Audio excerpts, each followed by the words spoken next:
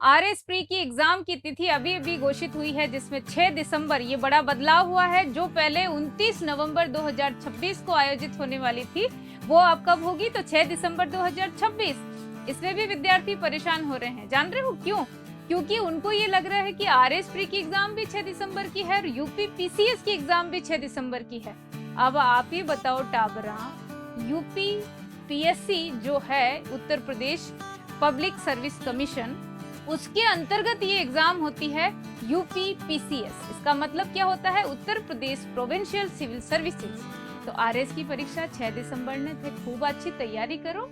हाँ, अब थाने यदि दिक्कत आवे कि तैयारी कटे करा, अच्छी सामग्री कटे मिले, नोट्स कटे मिले, तो जुड़ो ने प्रज्ञान आरएस अकेडमी। प्रज्ञान आरएस अकेडमी को काम सुबह लेट शाम तक यो ही है कि थाने मार्गदर्शन देवा, थके लिए काम करा, थके लिए सुबह उठा, थके लिए मेहनत करा।